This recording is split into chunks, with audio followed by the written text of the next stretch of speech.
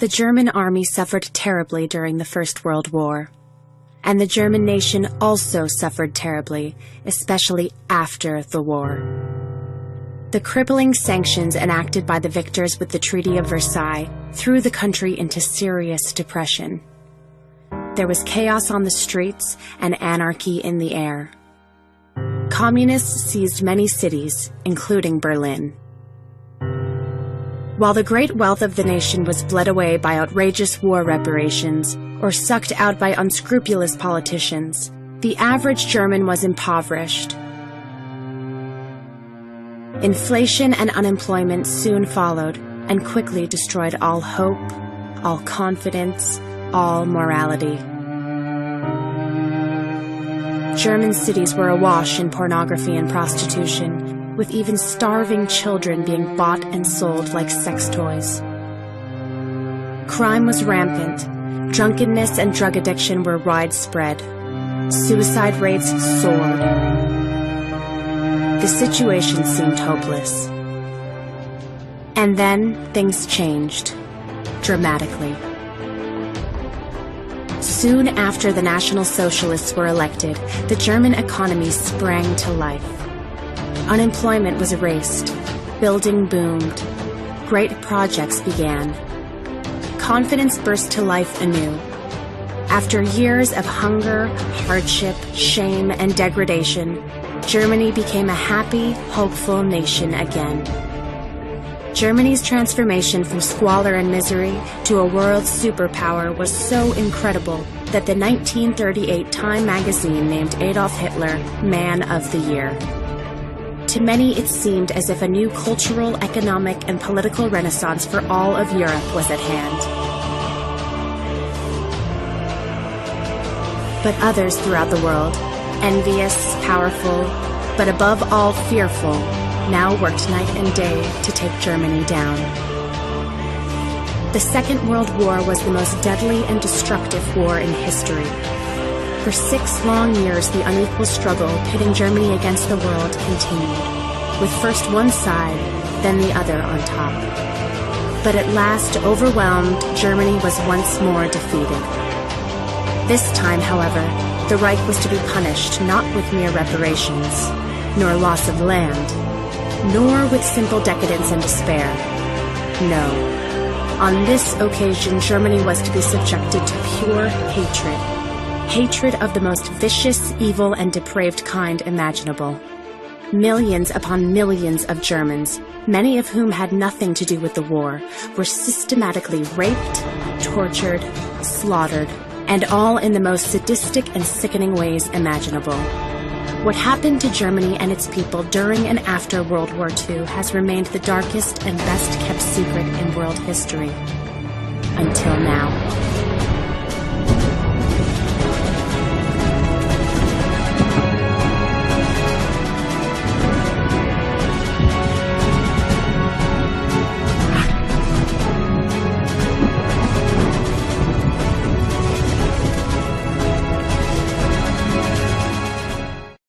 This film is based upon the book by author and historian Thomas Goodrich. Over the past 30 years, Goodrich has written about a number of controversial subjects: the American Civil War, Abraham Lincoln, the American Indian Wars. But because World War II remains to this very day a pressing issue, the author feels this is by far his most urgent and timely book. This is the story of the crimes that were committed against Germany during and after World War II. The words you will hear are those of the victims themselves and the witnesses to these atrocities. There will be no attempt here to present the viewpoint of the other side. Anyone seeking the victor's version of World War II need only watch any Hollywood movie, turn on the TV to any World War II documentary, or visit any public library. This film, like the book it is based upon, does not concern itself with what the Germans allegedly did to the world during the so-called Good War. No, the focus here is instead on what the world did to the Germans. The crimes detailed herein are so vicious, so massive, and so evil that there are no words in the English language to accurately describe them. These are crimes that have been buried by the victors under a mountain of propaganda and lies for now over 70 years. This film is dedicated not only to the voiceless victims of the world's worst war, but also to future generations. Our hope is that if enough good people in the world are willing to listen and learn what actually occurred to these innocent victims, men, women, the old, the young, the sick, animals, then they someday soon will rise up as one, and with a united voice demand that nothing like this ever happens again to anyone, anywhere.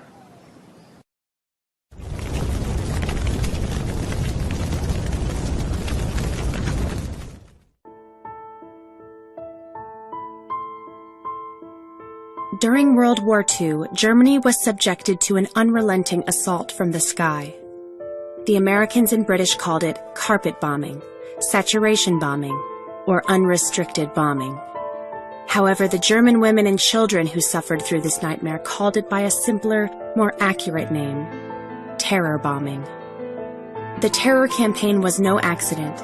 It was the secret plan of British Prime Minister Winston Churchill and Air Chief Marshal Arthur Harris to unleash the full power of the Royal Air Force against German civilians, to inflict as much damage, to destroy as many homes, and to kill as many men, women, and children as possible. German cities will be subjected to an ordeal the like of which has never been experienced. My country, continuity, severity, or magnitude. To achieve this end, there are no lengths of violence to which we will not go. Churchill's violence was on full display during the night of July 24, 1943. To the residents of Hamburg, a city of over 1 million souls, the raid seemed initially like a standard bombing run. But soon, hundreds of enemy aircraft began raining down tons upon tons of high explosives on the very heart of Hamburg. Schools, churches, hospitals, homes, ancient art and architecture, all were blown to bits. The onslaught increased in fury with each succeeding wave of bombers, building minute by minute into a fiery, devastating crescendo. And then the planes suddenly disappeared. The skies were clear again, and all above was silent. When the stunned survivors re-emerged from their cellars later that night, they saw that their once beautiful city was now a smoldering ruin. The following day, as firefighters from throughout northern Germany battled the blaze, Allied bombers suddenly appeared over Hamburg again. As planned, the Americans surprised not only the emergency workers, but columns of fleeing refugees as well. Thousands perished. The next night, RAF bombers returned. In addition to the normal payload of high explosives, the British sent down tons of phosphorus bombs to accelerate the fires. The resulting conflagration ignited a firestorm. Hurricane-force winds created by the intense heat uprooted trees, ripped roofs from buildings, and sucked screaming victims into the raging inferno. Some who escaped the 150-mile-per-hour winds in the streets became mired in melting asphalt and quickly burst into flames. Those who had thrown themselves into the city's canals died of thermal radiation. Then, as they floated on the water's surface, they too ignited. In the center of the firestorm, temperatures reached 1,500 degrees Fahrenheit. When the great mass of flames joined, they rose into a column 3 miles high. The attacks against Hamburg continued unabated for another week. Soon, there was nothing left to destroy.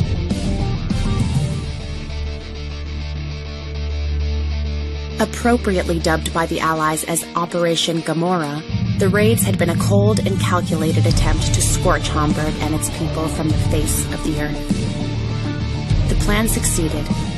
With 13 square miles of total destruction, the 750,000 homeless, with an estimated 60 to 100,000 dead, mostly women and children, Hamburg, for all intents and purposes, had ceased to exist. It was now clear to all that the Allied air war against Germany had become a war of massacre and terror.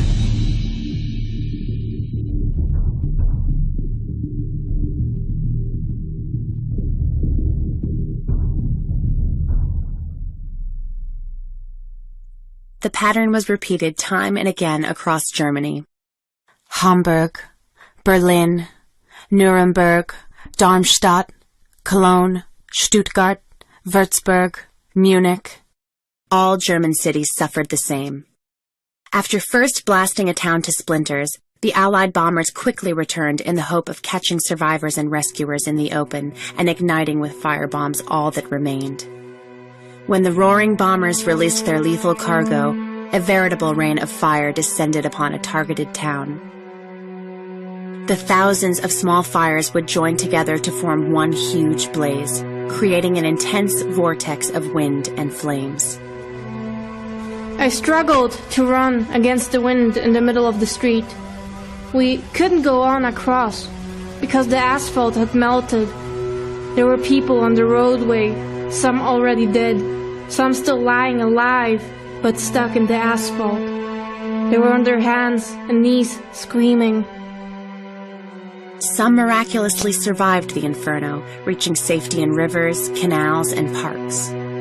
Thousands more, however, did not. When the raids finally ended and the firestorms began to recede, rescue workers rushed to free those still trapped underground.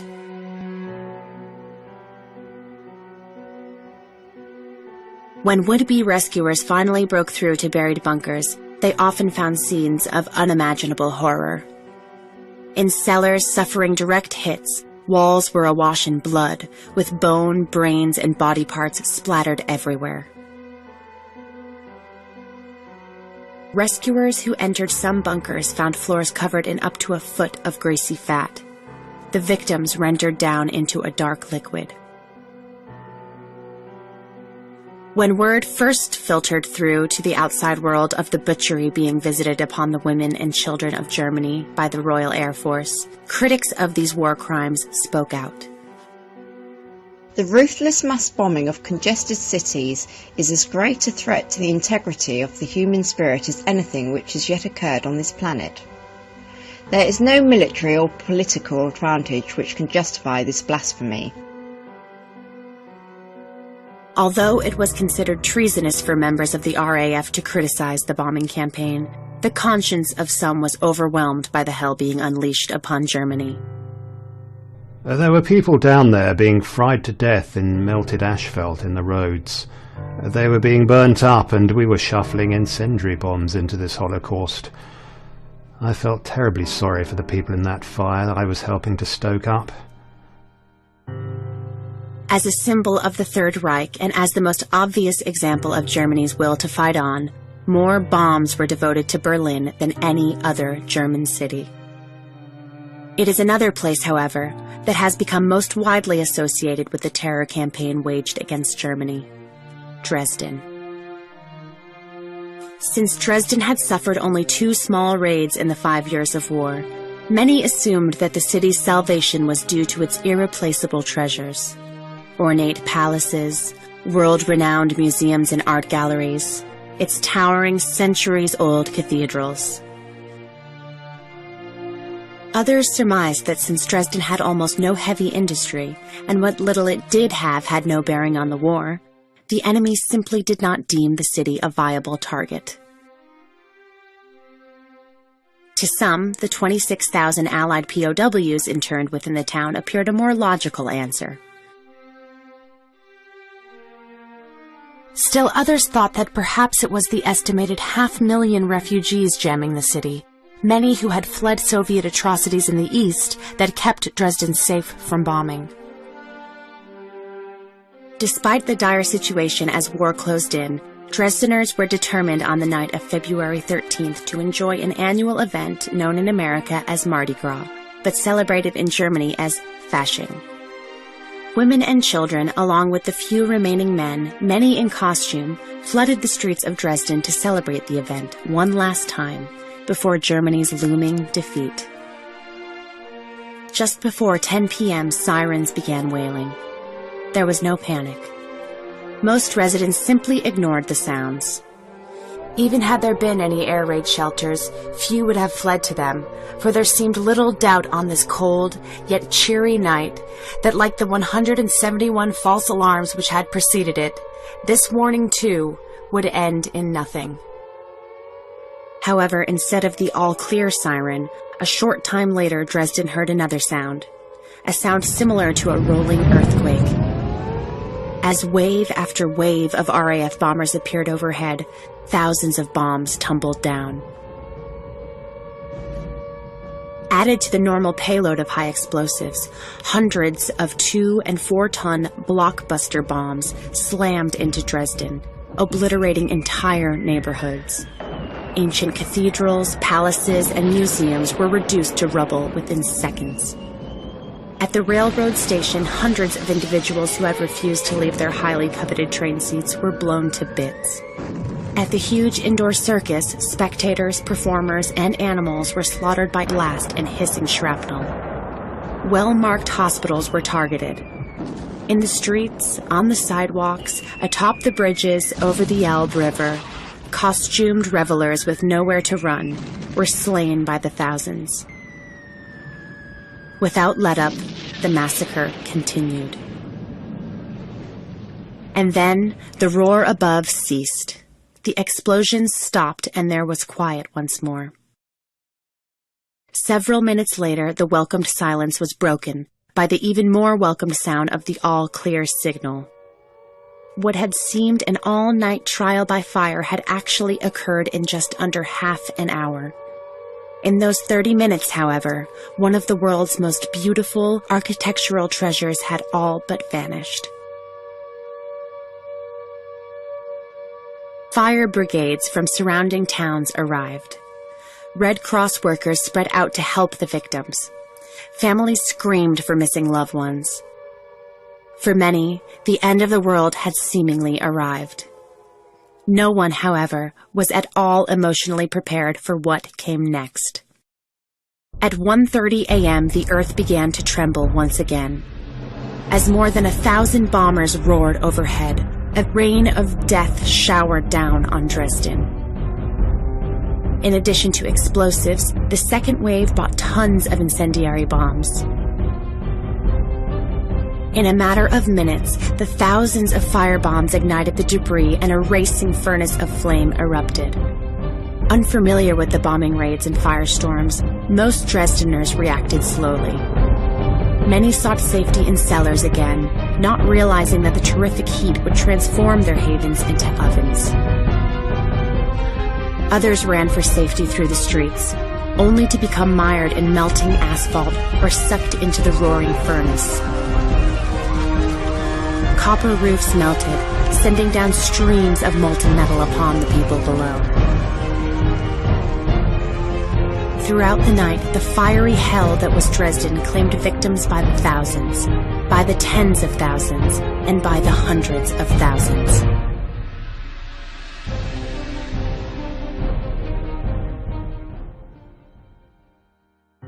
The following day, when the fires had cooled, rescue workers went to work. Never would I have thought that death could come to so many people in so many different ways. Sometimes the victims looked like ordinary people, apparently peacefully sleeping.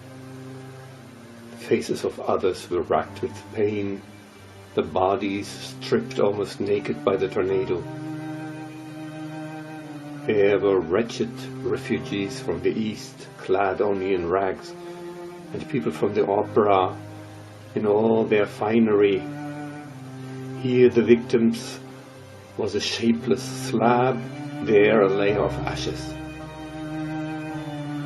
Across the city, along the streets wafted the unmistakable stench of decaying flesh. Indeed, of all the hideous scents wafting through Dresden, sulfur, gas, sewage, the heavy stench of cooked flesh blanketed all. What were at first mistaken to be thousands of burnt logs scattered about the streets were soon found to be charred corpses glued to the surface, each reduced to roughly 3 feet. One shape I will never forget was the remains of what had apparently been a mother and a child. They had shriveled and charred into one piece and had been stuck rigidly to the asphalt. They had just been prised up. The child must have been underneath the mother, because you could still clearly see its shape, with its mother's arms clasped around it. Aware that those in the old city would flee the flames to the open spaces, the RAF had hurled hundreds of high-explosive bombs into the huge central park. Here, the slaughter was ghastly. Torn off limbs, mutilated torsos, heads blown from their bodies and hurled away. The nightmare was everywhere. I went down on my knees, trembled and cried. Several women lay there with their bellies burst open, and one could see the babies, for they were hanging half outside. Many of the babies were mutilated. Scenes like that one I saw everywhere, and very slowly one became numbed.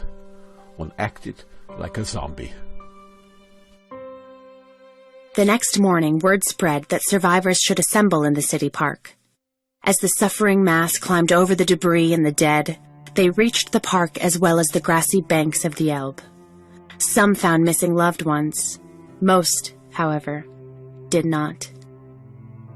And then, shattering the calm, came the sounds once more, the roar of engines overhead. As U.S. bombers began blasting the rubble to dust, American fighter planes zeroed in on the thousands of refugees at the park, along the river and in other open spaces.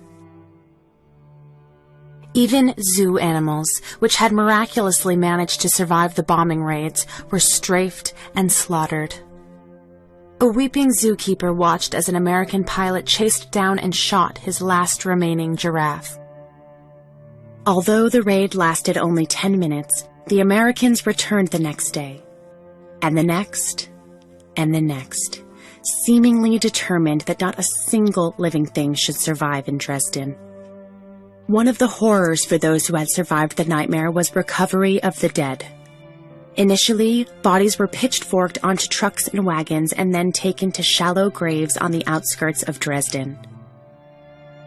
It soon became clear that such a slow process could never handle the enormous amount of bodies. So huge grills were fashioned from girders in various parts of town, and corpses were stacked on them like logs. When the piles reached roughly 10 feet high and 30 feet wide, flamethrowers were used to ignite the mass. 1 month after the massacre, the Dresden chief of police reported that over 200,000 bodies had been recovered from the ruins.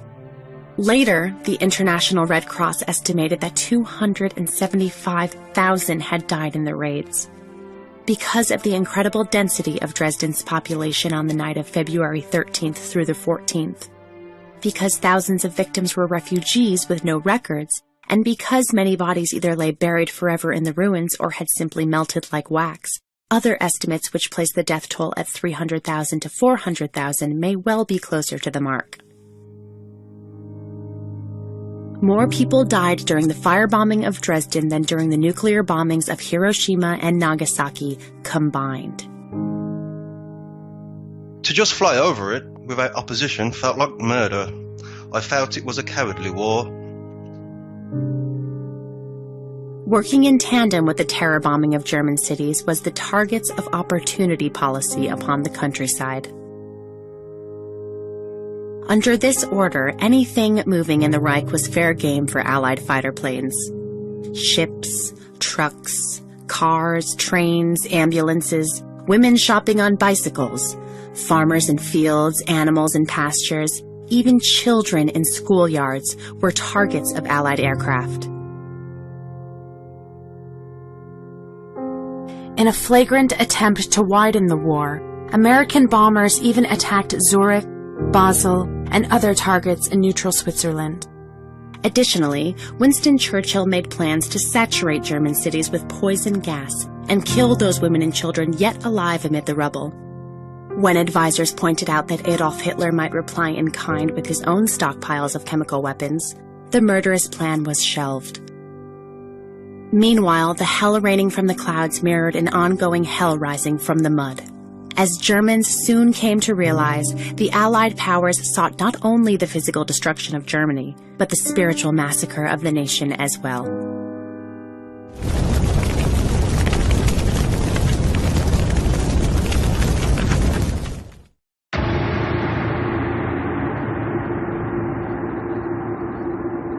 The evil swept in from the east. There were constant rumors and hints about what might be expected should the Soviet Union overrun Germany. Most Germans, however, remained hopeful. Such notions of Asiatic hordes, many felt, were merely the government's attempt to harden their will to resist. Thus it was that on the night of October 20th, 1944, as the village of Nemmersdorf and other communities nearest the front slept in imagined security, the unthinkable occurred.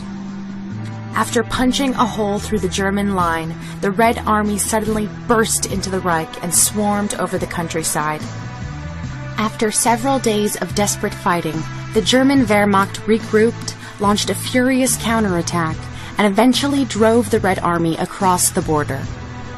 What German troops soon found was staggering. It was at Nemmersdorf where stunned soldiers first viewed hell on earth. Along the roads, fleeing refugees had been overtaken by the communists. The people were pulled from their carts, raped, then murdered on the spot. In the farmyard further down the road stood a cart to which 4 naked women were nailed through their hands in a cruciform position. Beyond stood a barn, and to each of its 2 doors a naked woman was nailed through the hands in a crucified posture. In the dwellings we found a total of 72 women, including children, and 1 old man, 74, all dead. All murdered in a bestial manner, except only a few who had bullet holes in their necks. Some babies had their heads bashed in.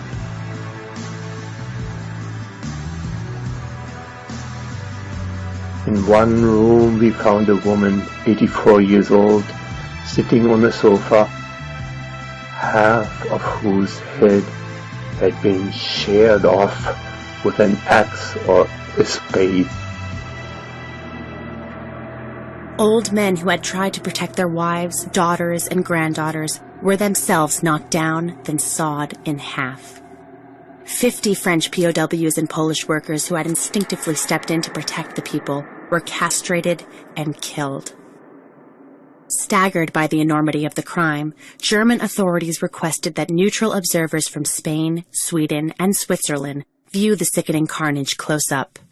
However, when the visitors filed their reports and word finally reached the outside world, there was only silence. By the winter of 1944, the vicious propaganda war waged against Germany had been won. By that late stage of the conflict, the war of words had reached such evil extremes that few individuals beyond the Reich's borders were concerned about brained German babies or crucified German women. By the final months of the war, the enemy to be destroyed was not merely Adolf Hitler, the Nazi Party, or even the soldiers in the field. By the final months of the war, the aim of the approaching Allies was nothing less than the utter extinction of the German nation. Every man, every woman, every child. Fueling the flames of hate was the Jewish propagandist Ilya Ehrenberg. One of the most influential men in the Soviet Union, Ehrenberg made sure his message of evil reached every soldier in the Red Army by ordering that leaflets be dropped from airplanes onto the front lines. Kill them all, men, old men, children, and the women, after you have amused yourself with them. Kill. Nothing in Germany is guiltless, neither the living nor the yet unborn. Break the racial pride of the German woman. Take her as your legitimate booty. Kill, you brave soldiers of the victorious Soviet army. Soon, as the Red Army forced the Wehrmacht back in the east, millions of German civilians suffered the same ghastly fate as the victims of Nemmersdorf.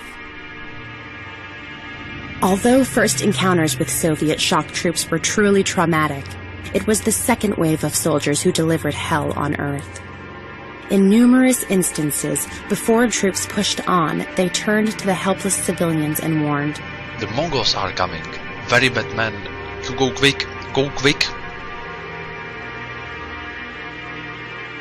Terrified by the news, many Germans did attempt to flee. Most, however, found themselves trapped. Other than destroy liquor and hide young girls, most could only watch the clock and pray that their worst fears were unfounded. After a wait of sometimes days, but normally hours, the dreaded second wave arrived. Composed largely of Mongols and other Asians, as well as convicts, these men who formed the second wave of troops were regarded, even by their own comrades, as utterly merciless. Leading this group were the communist commissars, the fanatical political officers composed almost exclusively of Jews. These hate-filled individuals acted as the more than willing orchestrators of the horrors that befell the German people. Of all the methods used to express its hatred, the Red Army said it best with rape. And when the first Russians came, the combat troops, they came in and wanted to see everything. Asked about weapons and soldiers, looked at everything closely, didn't find anything, and were very friendly, and then just left. And then the next lot arrived. The next one took me outside straight away. My mother wanted to throw herself in front of me, but she was pushed back. And then they took me upstairs, and as I tried to defend myself, he showed me his gun. And then, when I came back down, I was, well, shocked, but I was just happy that I was still alive. They said, "Woman, come." They said it in German. Frau, komm, in German. We were the prize. It was always like that. From 8 to 80 years old, healthy or ill, indoors or out, in fields, on sidewalks, against walls, the defilement, torture, and murder of German women continued unabated. Merely because a female had been raped once was also no guarantee she would not be assaulted again, and again, and again. The Russians were coming and going the whole time, and they kept eyeing us greedily. The nights were dreadful, because we were never safe for a moment. The women were raped, not once or twice, but 10, 20, 30, and 100 times. And it was all the same to the Russians, whether they raped mere children or old women. The youngest victim in the row houses where we lived was 10 years of age, and the oldest one was over 70. The women of Germany not only had to endure this onslaught of rape, torture, and murder, but also the humiliation of having it witnessed by friends and family. These mothers were raped in the presence of their children. Girls were raped in front of their brothers. When even violated corpses could no longer be of use, sticks, iron bars, and telephone receivers were commonly rammed into their vaginas. Jewish commissars had a special desire to defile the churches of Germany. Soon after the fall of Danzig, hundreds of desperate females pleaded with an officer for protection. The Soviet pointed to a Catholic cathedral. After the women were safely inside, the officer yelled to his men, pointed to the church, and with bells ringing and organ pipes roaring, the horror continued all night. Some women and girls inside, some as young as 8 years old, were raped more than 30 times. Little boys who tried to shield their mothers were shot. When Soviet soldiers captured the city of Neustetten in February 1945, they discovered several large camps of the Women's Reich Labor Service, an organization composed mostly of girls who worked on various projects from nursing to street repair. After recapturing the area, the German soldiers were horrified by what had happened to the 2,500 females.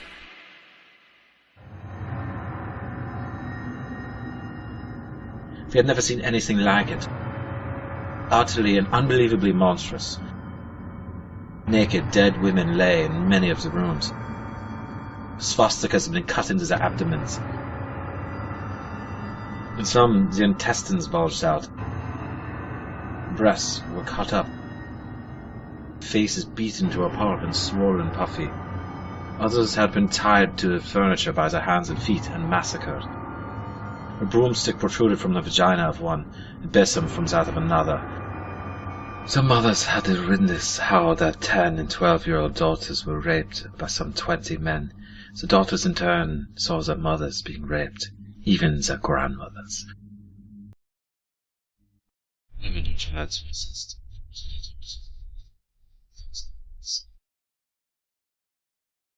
The women were liberated in a state of most imprisonment.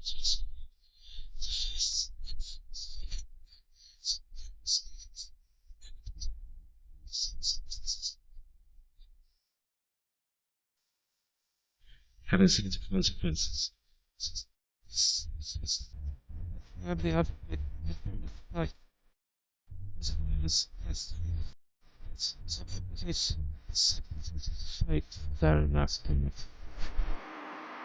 While its men fought furiously in the east, Germany was also trying to stave off invasion from the west.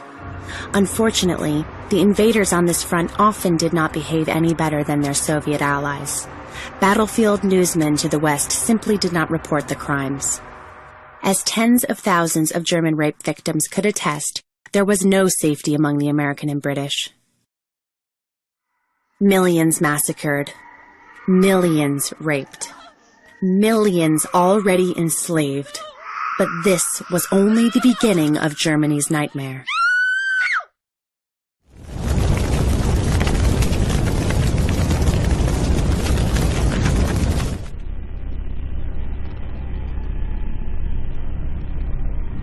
With the German army in headlong retreat, hordes of Red soldiers swarmed into Greater Germany during the last winter of the war. As word of the Soviet breakthrough spread, millions of Germans hastily packed and fled into the freezing weather. Most merely packed farm carts, hitched horses or cows, and set off as fast as their animals would take them.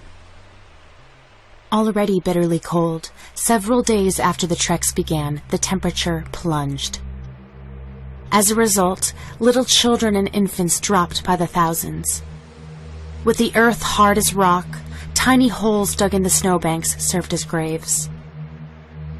It was so terribly cold, and the wind was like ice. The snow was falling, and nothing warm to eat, no milk and nothing. I tried to give Gabi the breast behind the house, but she didn't take it because everything was so cold. Many women tried that, and some froze their breasts. Given the chaotic conditions, and with freezing refugees clogging the way, many treks were quickly overhauled by the Russians. Some Soviet tanks crashed straight through the columns, squashing all in their path. After heavy traffic, the victims, men, women, children, animals, all, were pressed together as flat as cardboard. Those terrified survivors who had scattered to the icy countryside fell easy prey. As always, for the females, the living death soon began. For millions of Germans cut off on the Baltic coast, only one avenue of escape remained: the sea. As isolated Wehrmacht units desperately defended their shrinking Baltic beachheads, millions of refugees poured into the coastal enclaves. With their backs literally to the sea, only the slow and treacherous evacuation by boat was an option. Consequently, at Memel, Königsberg, Danzig, and other besieged cauldrons, the situation was appalling. Every alley, every street was packed with their vehicles. People were waiting in every harbor shed, in every wind-sheltered corner. Among them stood their beasts, bleating, snorting, lowing. The pregnant women giving birth somewhere in a corner, on the ground, in the barracks. Some of them had been raped on their flight, and now they were trembling for fear they would give birth to a monster. The strangely pale faces of girls going up and down the streets, asking for a doctor. The wounded and the sick, in constant fear they would be left behind, concealing weapons under their blankets to force someone to take them along, or to end their own lives if the Russians came. The orphans, who had been saved from their asylum somewhere at the last moment and tossed onto carts with nothing around them but a blanket, and who were now lying on the floors with frozen limbs. The old people who had lain down in some doorway at night and had not awakened, and the wild-eyed, insane ones, who rushed from house to house, from wagon to wagon, crying for their mothers or their children. Over it all the grey sky, snow, frost and thaw and frost and snow, and the chill, killing wet. When a long-sought vessel finally tied up and lowered the walkways, pandemonium erupted on the docks. Because of an order granting priority to those with children, the latter became more valuable than gold. Once adults had boarded, they often tossed infants to relatives or friends below, in hopes they might also board.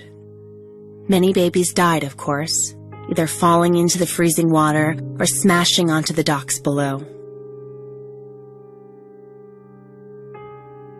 Nearby, terribly wounded soldiers quietly awaited their turn to board. For those who sailed from the besieged ports, their prayers appeared answered.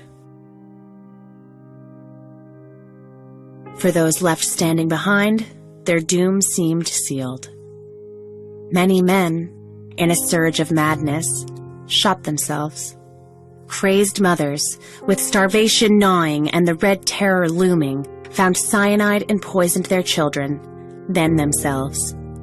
Old people merely crawled into snowbanks, fell asleep, and never awoke. Unfortunately for thousands of refugees, there was no escaping the nightmare, even at sea. While many refugee ships successfully traversed the treacherous Baltic, Allied bombers were often the first to greet them when they docked. At Swinemünde in northern Germany, the arrival of a freighter loaded with evacuees coincided almost exactly with an Allied air raid. Hardly had the ship docked when a direct hit sent it to the bottom, taking 2,000 screaming passengers with it.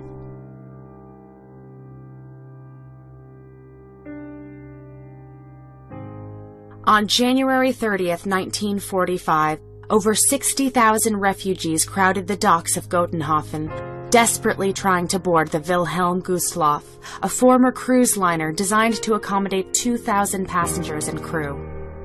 By the time the beautiful white ship cast off, she had taken on as many as 6,000 to 8,000 refugees. As the Gustloff backed away from the port, her path was blocked by smaller craft, all jammed with passengers begging to come aboard. Nets were lowered, and an additional 2,000 refugees scrambled up. Strained far beyond its limits, the tightly sealed ship filled with a hot, nauseating stench of urine, excrement, and vomit. The groans of severely wounded soldiers and the screams of separated families added to the ghastly horror. But the worst was yet to come. At approximately 9 p.m., 3 heavy thuds rocked the Gustloff. Panic-stricken, thousands below deck stampeded through the narrow passageways, crushing and clawing in a mad attempt to reach safety. Most lifeboats were frozen solid, and even those that could be freed were mishandled in the panic, spilling their screaming occupants into the icy Black Sea. Within a few minutes, those in the water were dead. While thousands of freezing people pressed along the decks, loudspeakers blared words of comfort, assuring passengers that the ship would not sink and help was on the way. Convinced that the sealed bulkheads had held and that indeed the ship would remain afloat, many refugees fled indoors once more to escape the razor-sharp winds and the -20-degree temperature. The respite proved brief, however.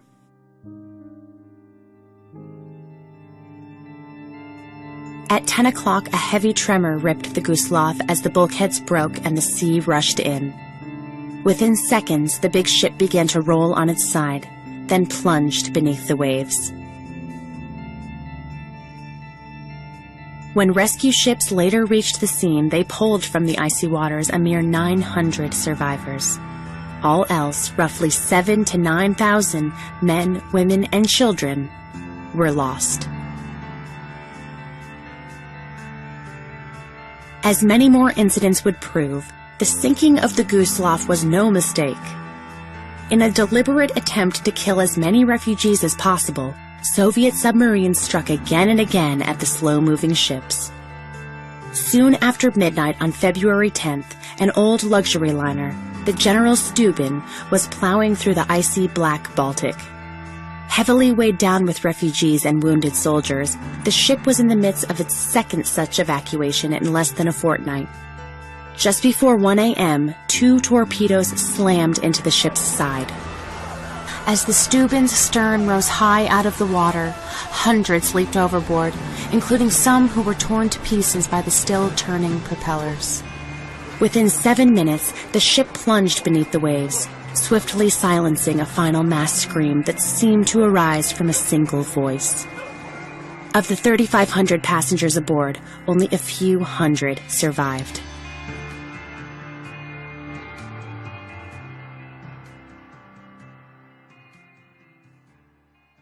Like some great wild animal, the Red Army moved closer to the heart of Germany. In countless German cities and towns, the pattern repeated itself. The bloody nightmare which enveloped the Baltic coast was typical of that which transpired wherever the Soviets occupied German soil. In many places, Silesia, Prussia, Pomerania, in the German communities of Czechoslovakia, Yugoslavia, Poland, and Hungary, a similar horror had been in progress for weeks. There, the ghastly atrocities actually increased, as if Red soldiers were in a mad race with one another to see who could destroy, murder, and above all, who could rape the most. Meanwhile, the American and British forces punched through the German lines in the west. Unlike the East Front, however, German soldiers were well aware that the foes they faced in the west were signatories of the Geneva Convention. Under this agreement, captured or surrendering German soldiers were protected by law. With the Red Army roaring across Germany from the east, many Germans secretly hoped that the Americans might occupy what remained of the Reich before the Communists did. It was no secret that Germans, high and low, considered the Americans and British the lesser of two evils. Unfortunately, they were not always right.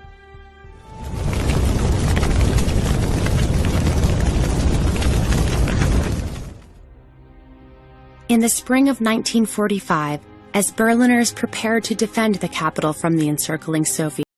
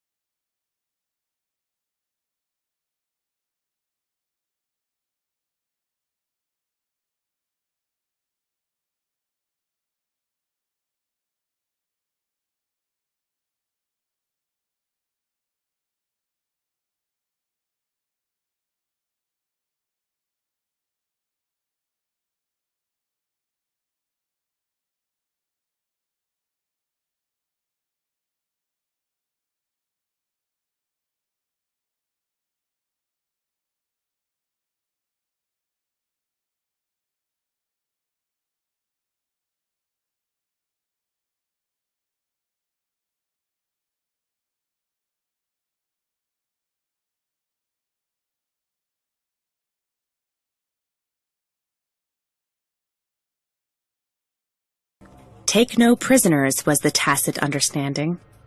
By the tens of thousands, captured or surrendering Germans were simply slaughtered on the spot. As American forces swept toward Munich in late April 1945, most German guards at the concentration camp near Dachau fled.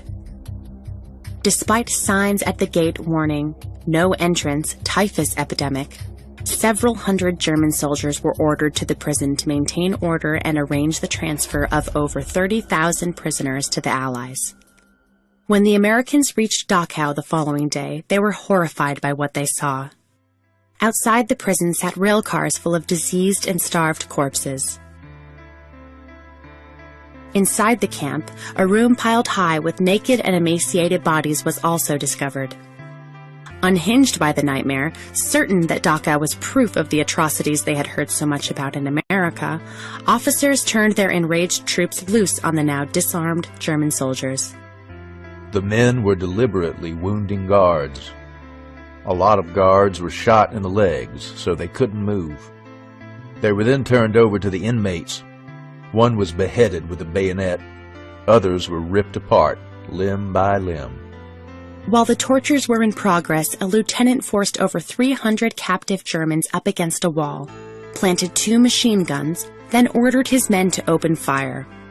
Those still alive when the fusillade ended were forced to stand amid the carnage, while the machine gunners reloaded. In all, over 500 helpless German soldiers were slaughtered in cold blood. As a final touch, the citizens of Dachau were forced to bury the thousands of corpses in the camp, thereby assuring the death of many more from disease.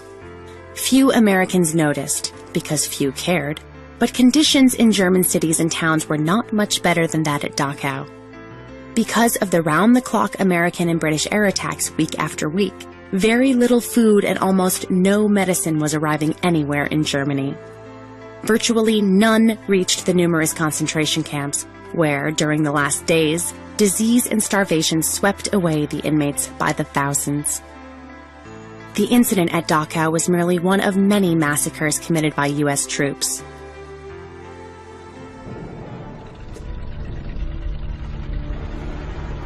We had been held up at a little town.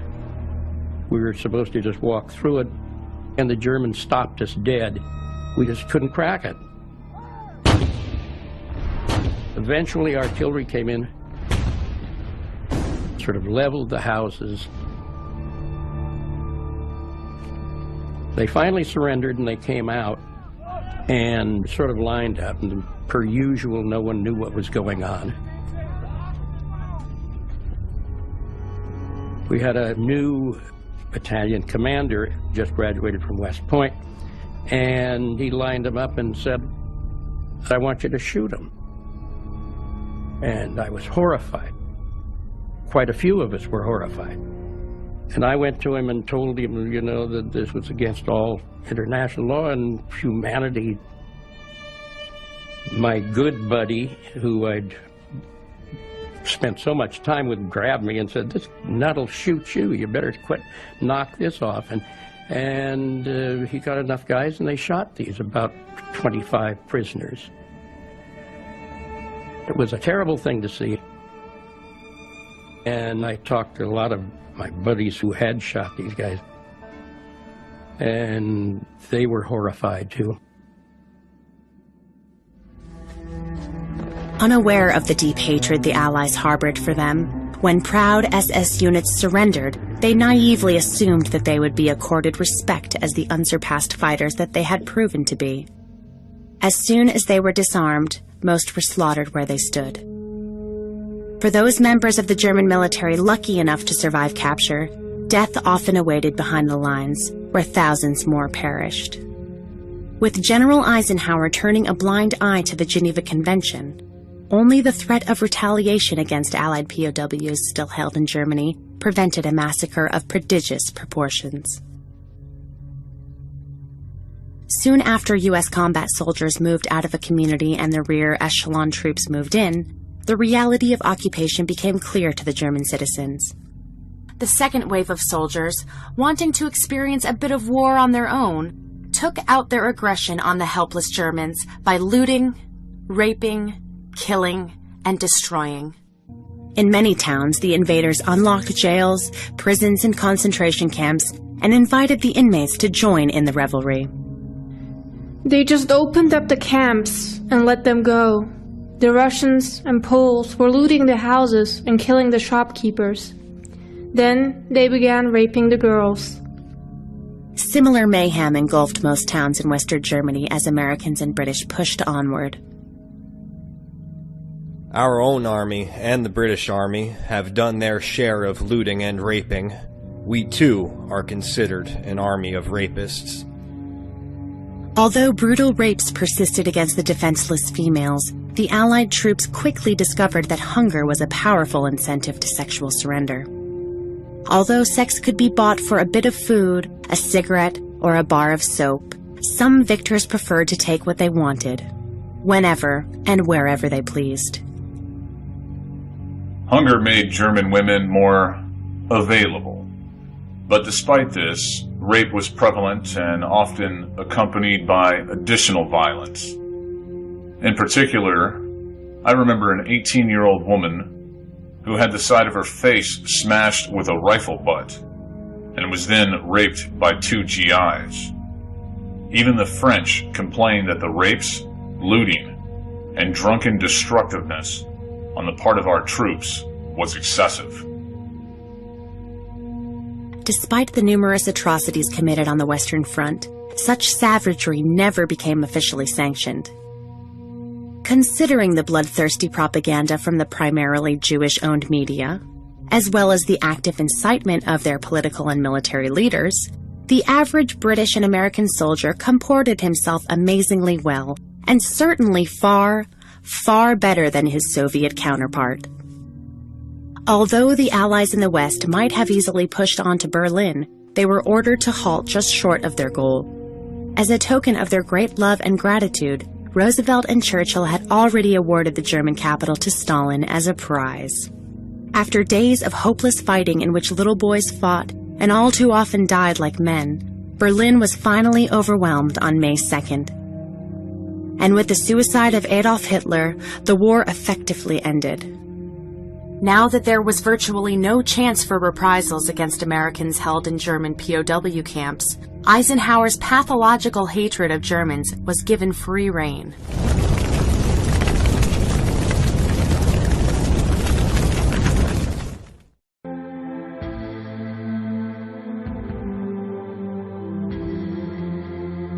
With the final capitulation in May 1945, the Supreme Allied commander found himself in control of over 5 million ragged, weary, but living enemy soldiers.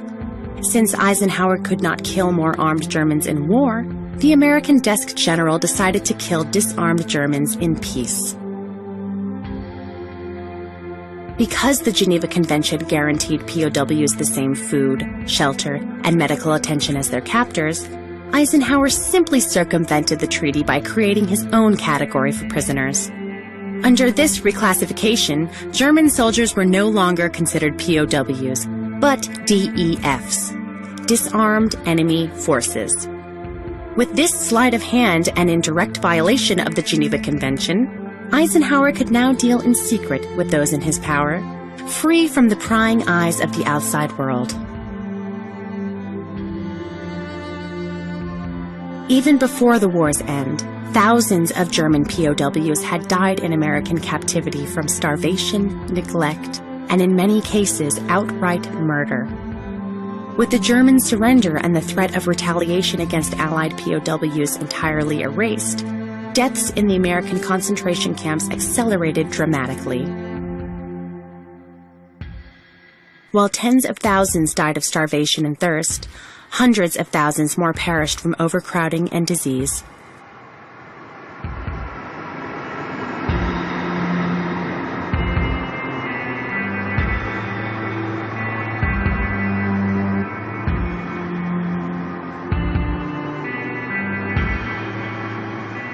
It's incomprehensible to me how we could stand for many, many days without sitting, without lying down, just standing there totally soaked. During the day, we marched around huddled together to try to warm each other a bit. The latrines were just logs flung over ditches next to the barbed wire fences. To sleep, all we could do was to dig out a hole in the ground with our hands, then cling together in the hole. Because of illness, the men had to defecate on the ground. Soon many of us were too weak to take off our trousers first, so our clothing was infected, and so was the mud where we had to walk and sit and lie down. There was no water at all at first, except the rain. More than half the days we had no food at all. On the rest we got a little K-ration. I could see from the package that they were giving us 1/10 of the rations that they issued to their own men. I complained to the American camp commander that he was breaking the Geneva Convention, but he just said, "Forget the convention, you haven't any rights." Within a few days, some of the men who had gone healthy into the camps were dead. I saw our men dragging many dead bodies to the gate of the camp, where they were thrown loose on top of each other onto trucks, which took them away.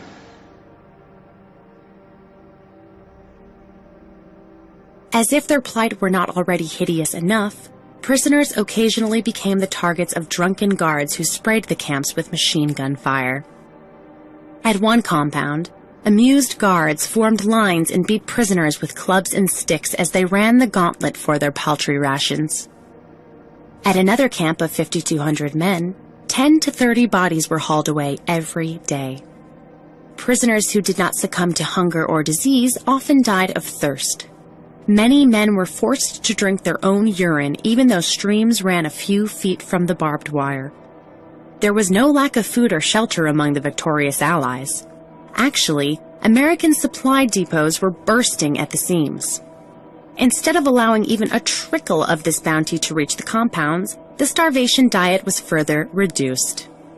Within full view of some camps, Americans would sadistically burn food that they could not eat themselves. Civilians from nearby villages and towns, themselves starving, were prevented at gunpoint from passing their own meager fare through the fence to prisoners. Horrified by the silent, secret massacre, the International Red Cross, which had over 100,000 tons of food stored in Switzerland, tried to intercede.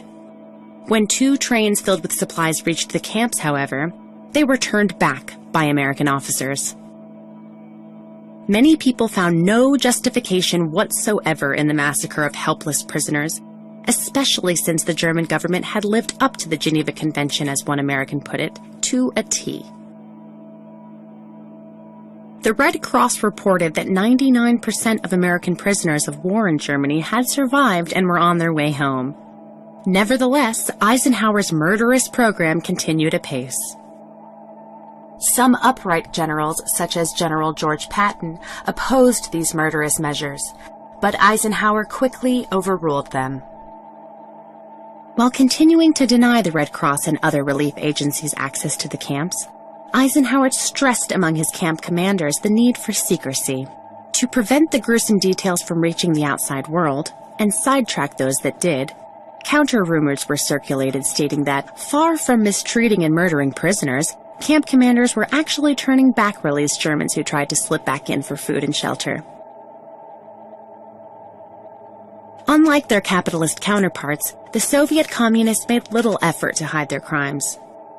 Hundreds of thousands of Germans toiled in the forests and mines of Siberia. The captives were slaves, pure and simple, and no attempt was made to disguise the fact. For the enslaved Germans, male and female, the odds of surviving the Soviet gulags were even worse than escaping the American death camps. A trip to Siberia was tantamount to a death sentence. What little food the slaves received was intended merely to maintain their strength until they were worked to death. Much the same might be said of the 600,000 German slaves held by the French. Ultimately, no fewer than 800,000 German prisoners died in the American and French death camps. Indeed, recent estimates place the death toll at upwards of 1.5 million. And thus, in peace, did Eisenhower murder at least 10 times the number of German soldiers than were killed on the whole Western Front during the whole of the war. With the once mighty Wehrmacht now disarmed and enslaved, and with their leaders either dead or awaiting trial for war crimes, the old men, women, and children who remained in the dismembered Reich now found themselves utterly at the mercy of the victors. Unfortunately, never in the history of the world was mercy in shorter supply.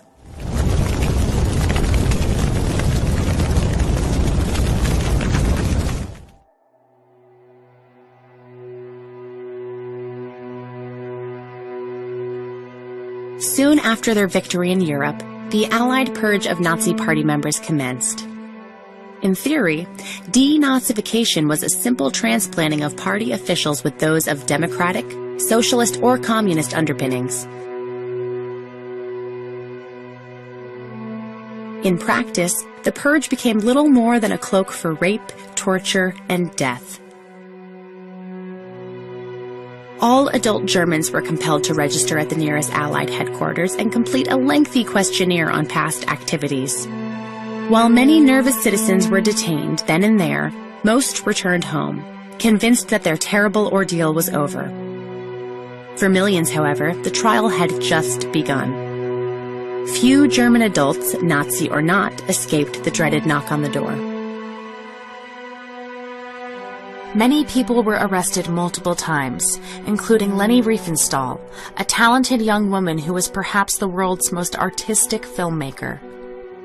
Because her epic documentaries, Triumph of the Will and Olympia, seemed to glorify not only Germany but National Socialism, and because of her close relationship with an admiring Adolf Hitler, Leni was of great interest to the Allies. Neither my husband, nor my mother, nor any of my 3 assistants had ever joined the Nazi Party, nor had any of us been politically active. No charges had ever been filed against us, yet we were at the mercy of the Allies and had no legal protection of any kind. As beaten up until they confessed to having been members of the Nazi Party. The authorities simply assume that basically everybody has belonged to the party. Many people die during and after these interrogations, while others, who admitted once their party membership, are treated more leniently. Generally, after enduring blackened eyes, broken bones, rape, electric shock to the breasts, or in the case of men, smashed testicles, only those who took their own lives or died during torture failed to sign confessions. Since most intelligence officers accompanying U.S. and British forces were Jewish refugees who had fled Germany in the 1930s, their knowledge of the language and culture was superb. With old scores to settle, the presence of these men ensured that there would be no mercy shown to Nazis, or any German for that matter.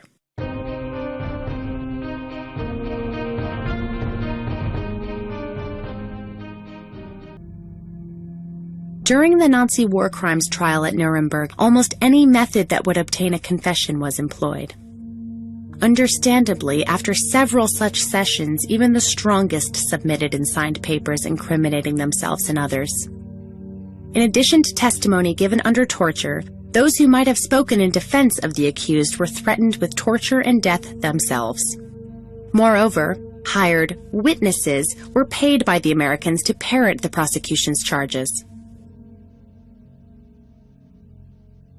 Horrific as denazification was in the British, French, and especially the American zones, it was nothing compared to what took place in Poland behind Soviet lines.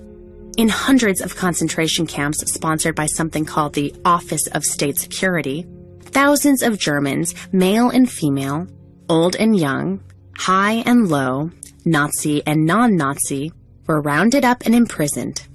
Staffed and run by Jews with help from the Poles, Czechs, Russians, and other former concentration camp inmates, the prisons were little better than vast torture chambers where dying was a thing to be prolonged, not hastened. While those with blonde hair, blue eyes, and handsome features were first to go, anyone who spoke German would do. For these vengeful camp operators, no torture, no sadism, no depravity, no evil seemed too monstrous to inflict on those now in their power. Some Germans were forced to crawl naked on all fours and eat their own excrement as well as that of others. Many were drowned in open latrines. Hundreds were herded into buildings and burned to death or sealed in caskets and buried alive. Near Lambsdorff, German women were forced to disinter bodies from a Polish burial site, then kiss and make love to the putrid, rotting corpses.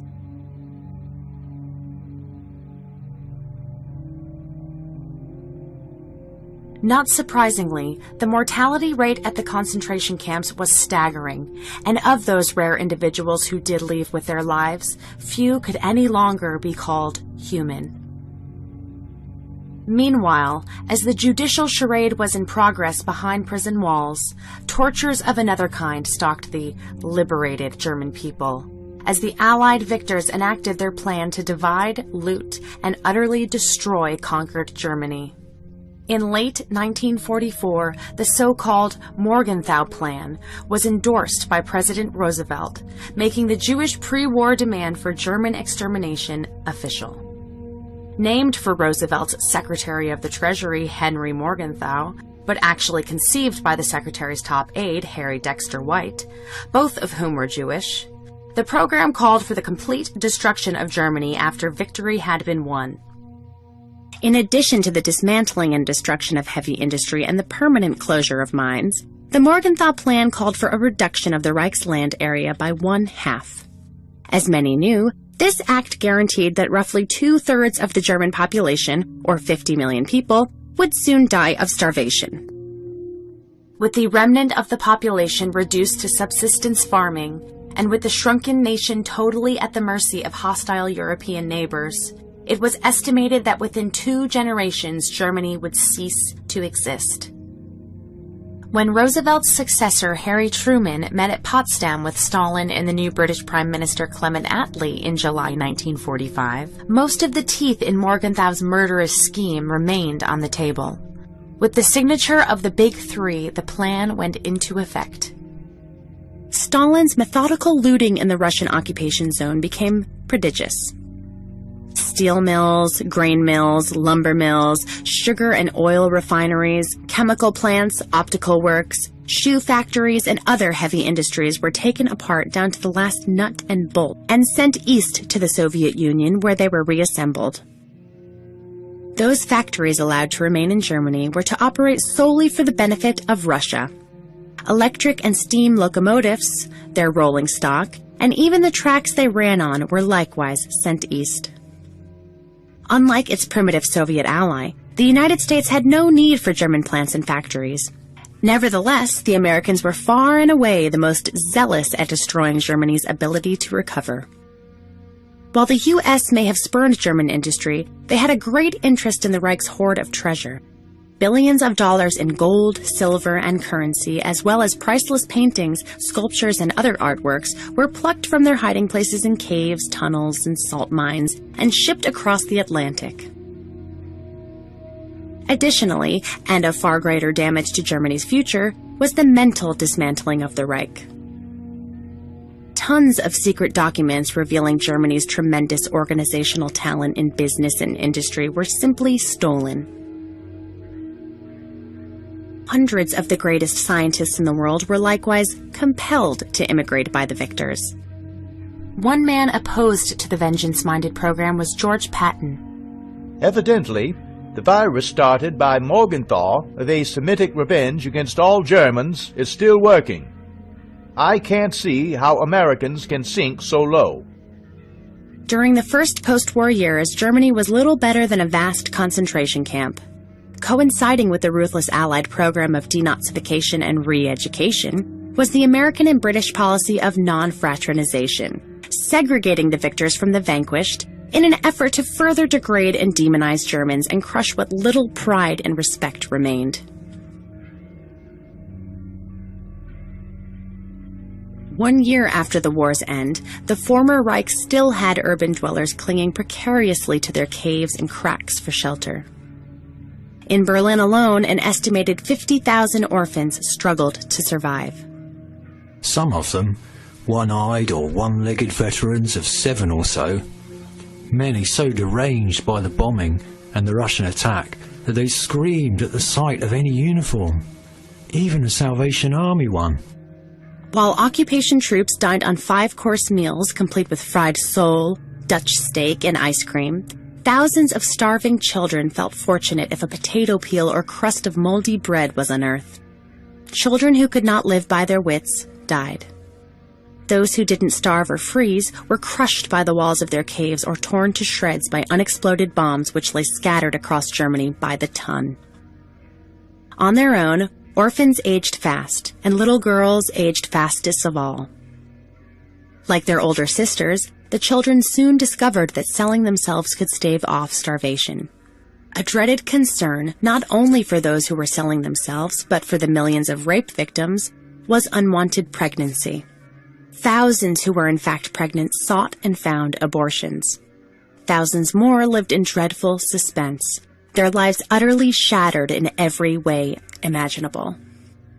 At length, Allied soldiers, reporters, and others began to recoil at the ruthless reign of terror transpiring in Germany.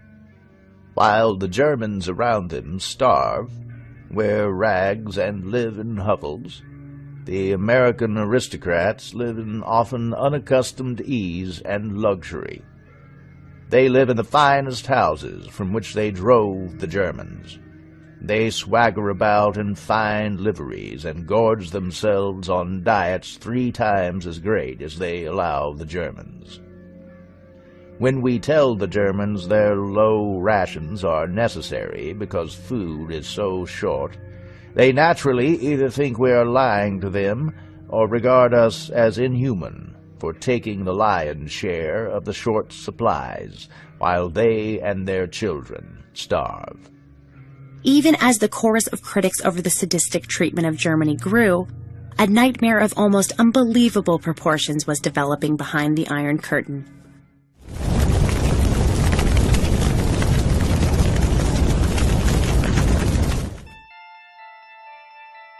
Never mind the 5 or more million Germans. Stalin will see to them.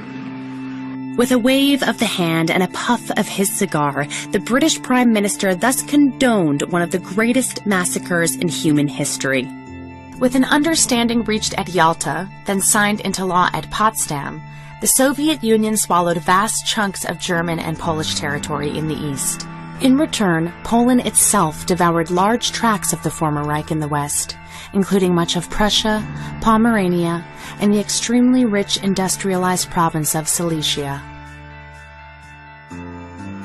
Despite solemn reassurances by the Allied leaders that the mass expulsions would be carried out in an orderly and humane manner, shattering glass and splintering doors were usually the first sounds a victim heard, soon followed by angry shouts to clear the home in 30, 10, even 5 minutes. Thus, by tens and twenties, by hundreds and thousands, homeless Germans now began trudging west with no clear goal in mind. Except for those able-bodied individuals held as slaves and young girls retained for sex, roughly 11 million trekkers took to the roads. Thus began the greatest death march in history.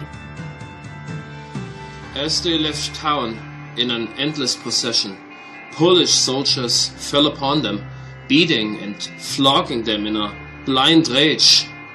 Robbed of all they possessed and literally stripped of the last of their belongings, these poor creatures trudged along in the wind and the rain, with no roof or shelter over their heads, not knowing where they would find a new abode. Of the roughly 11 million victims hurled from their homes in eastern Germany, an estimated 2 million, mostly women and children, perished. Equally as horrifying, though less well known, were the nearly 1 million Germans who died during similar expulsions in Czechoslovakia, Hungary, Romania, Bulgaria, and Yugoslavia. Additionally, an estimated 4 million more ethnic Germans were sent east to the Soviet Union, where the odds of surviving as slaves were worse than as refugees. To slice 3 or 4 ancient provinces from a country, then loot and plunder 9 million people of their houses, farms, cattle, furniture, and even clothing, and then expel them from the land they have inhabited for 700 years, with no distinction between the innocent and the guilty, to drive them like unwanted beasts on foot to far-off provinces, unprotected, shelterless, and starving, is an atrocity so vast that history records none vaster. While Western leaders, such as Winston Churchill, later feigned surprise at the tragedy they had wrought in Eastern Germany, little was said about the deliberate starvation of the rest of the Reich. An utter silence prevailed concerning the Allied torture chambers in Germany, the on-the-spot massacre of Nazi Party members and SS troops, the death camps run by Eisenhower, or the hellish Jewish torture pens in Poland. Taken as a whole, it is a certainty that far more Germans died during the first 2 years of peace than died during the previous 6 years of war.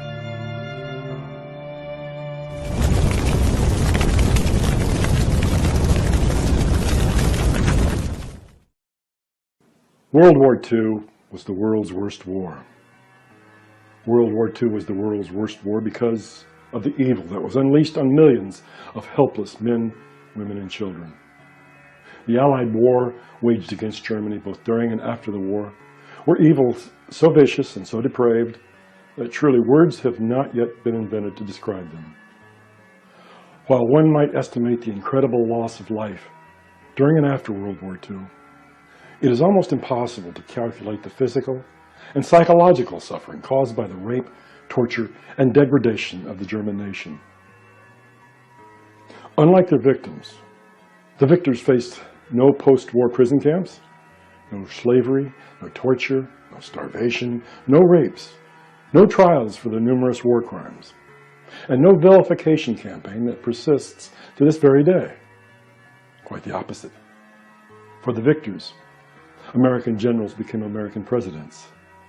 British prime ministers became British knights. Allied soldiers became the greatest generation. And the winning side claimed complete and utter control over the history of World War II.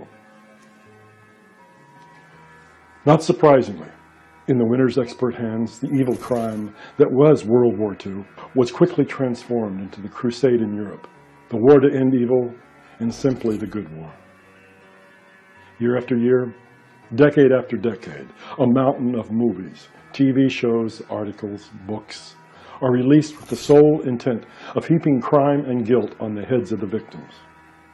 At the same time, the victors have elevated themselves to paragons of virtue by hiding the very real crimes they committed both during and after the war.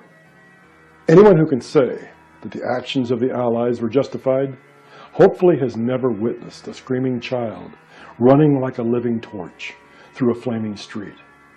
Never watched as a man drank his own urine to stay alive, even as a river ran just beyond the prison fence. Never heard the animal shrieks of the tortured as their genitals are mutilated, or the groans of a bleeding woman begging for a bullet while the line awaiting its turn grows longer. Hopefully these people have never seen such things, for only then one can understand how they might parrot over and over again the standard refrain, "They got exactly what they deserved," and never lose a moment's sleep.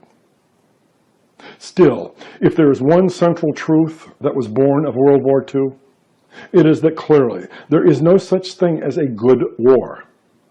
Those who say differently are either those who profit politically or financially from war, or those who have never witnessed war up close in all its horror.